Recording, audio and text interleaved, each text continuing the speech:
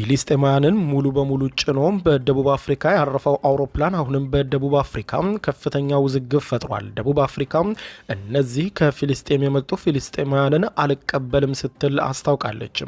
ደቡብ አፍሪካ ስደተኞቹን አልቀበልም ያለችው እነርሱን ከሀገራቸው ለማጽዳት የሚደረግ ዘመቻ ነው፣ ከምድራቸው አስገድደው ነው ወደዚህ ያመጧቸው፣ ስለዚህ አንቀበልም ብላለች።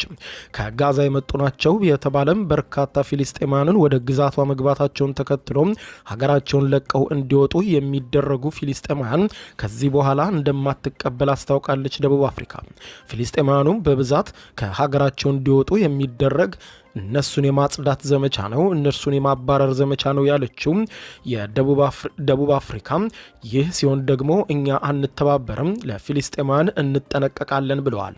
ደቡብ አፍሪካ እዚህ ውሳኔ ላይ የደረሰችው ባለፈው ሳምንት ከጋዛ ወደ ሀገሪቱ 153 ፊሊስጤማውያን ተሳፋሪዎችን ብቻ የያዘ አውሮፕላን አወዛጋቢ በሆነ መንገድ ወደ ግዛቷ ከገባ በኋላና በአየር ማረፊያዋ ካረፈ በኋላ ነው።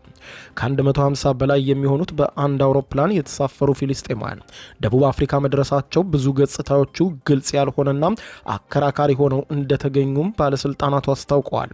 በዚህ ምክንያትም ደቡብ አፍሪካ ከዚህ በኋላ ፊሊስጤማውያንን የሚያደርጉትን ተጨማሪ የቻርተር በረራዎችን መቀበል እንደማትፈልግም ገልጻለች።